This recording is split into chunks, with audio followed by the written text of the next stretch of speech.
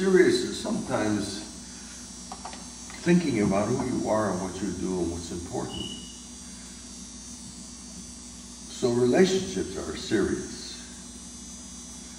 So how do you measure if a relationship is really something important?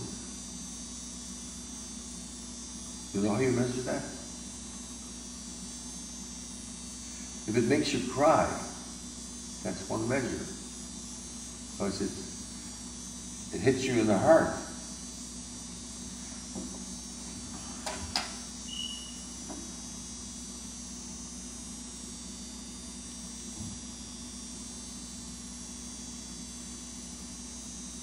Cindy's youth is impulsive, thank God. Like you said, it was the reason you have conceived. It's what made me run off and get married at 17, then go have a baby a year later, and then yet another before my first son was out of diapers. It's what made me enter into heartbreaking relationship after my husband died, knowing it was doomed from the start.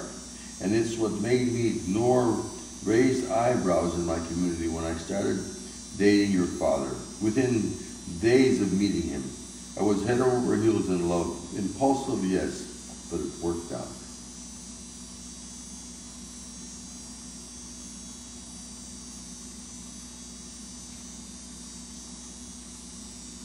I don't think Gloria Steinem would approve of your methods. Oh, forget about Gloria Steinem. She never nursed her husband through cancer, only to watch him die. She never labored in childbirth. She was never a widow with 2 small children. She never had been married to a police lieutenant. She never had a hysterectomy at 30, and she's not an Orthodox Jew.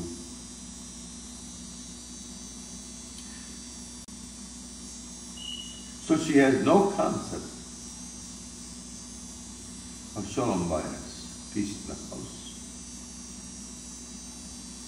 which is my humble opinion, is to her detriment.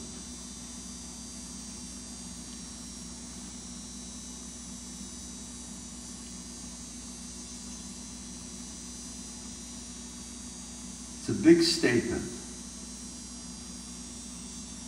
of this woman's life system.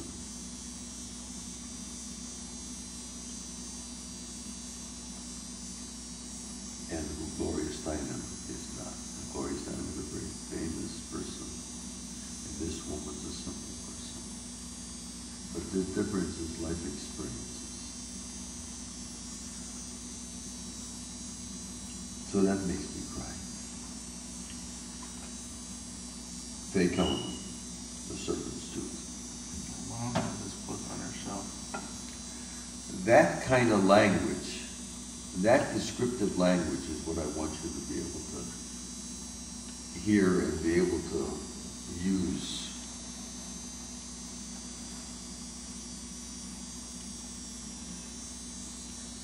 That made me cry.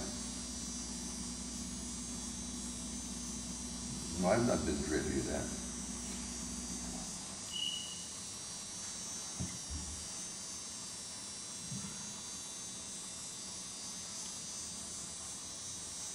She writes with such poetic, this poetry is how she writes.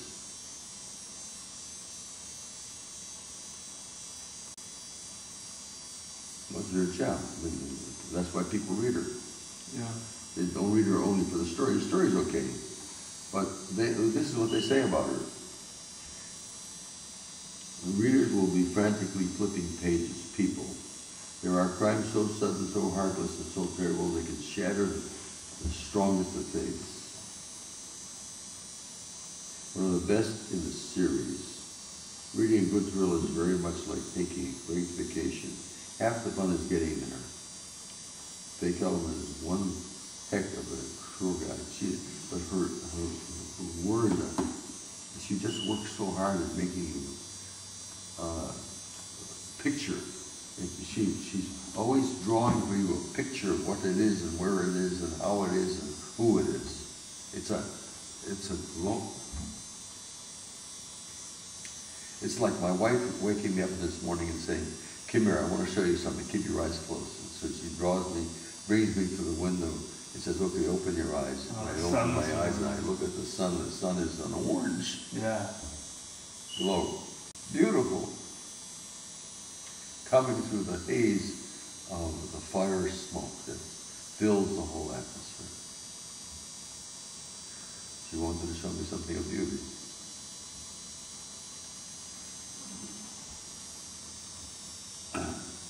I don't cry often, do I? But that's wonderful for me to be able to cry because I feel the emotion. So then I question myself, okay, what is my relationship with my children? Do I cry for them? No. Who do I cry for? Who do I actually cry for?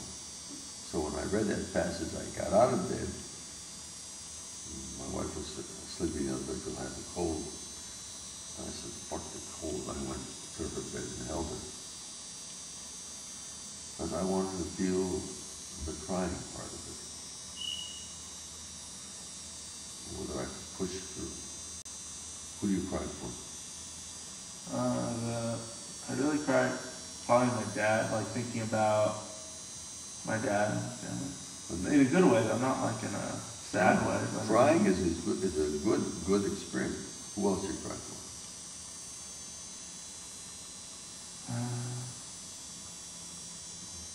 I don't know. You haven't got anybody right now to cry for. Yeah. I mean, I can have my girlfriend and stuff, but I don't cry. You sleep with her, but you don't cry for her. I don't cry about them stuff. No. You cry about your mom? No, only if she'll, like sometimes, maybe 2 weeks ago or something, she said she was cleaning my room and she found like a letter I wrote her when I was like 10 years old, something like that. Like then I'll get a. Maybe she would cry for you. Oh yeah. I mean, I would cry if something was like wrong or something, but just. But maybe she would cry for you just for feeling the emotion. Yeah. So you cry because you felt the emotion for your father. Yeah. Maybe the next time you'll cry about your mother is when she dies. You don't cry about her all the time, though. No. So you don't really, you're not. No, because most of the time, like, most of my thoughts are not based on the past. Most of them are based on the future. Like, I'm thinking about what I could do or what I can be doing. Yeah, but the emotion that makes you cry is an important measure, I think. Yeah, like there'll be times that she'll call and, she'll be talking about something. But, I don't know. Yeah. Mostly my dad, I think. Because I went through it, I experienced it. Right. So that's the measure. So sometimes you have it with a child. I was trying to think about the times I felt that close and that fond of a child. And the only time in my life I ever felt that was with Arnie when he was born. I held him in my arms at that. And I made a promise to myself.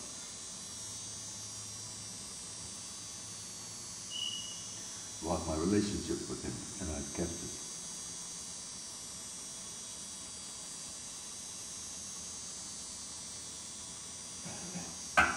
That's good. Does he know that? Yeah. Everybody knows it. It could be yeah? Every child knows who I'm dedicated to. It's not to them, it's only to her. Thick and thin, good or bad, doesn't make any difference. That's pretty heavy. So don't you wish you could have that with more than one person? Yes, but how do you arrange that? It's not something you arrange. Yeah, it's like an emotion or a feeling. It happens and it takes you over, and it's a wonderful experience. And you can have it forever then. Through any kind of experience, you can always have that. Okay.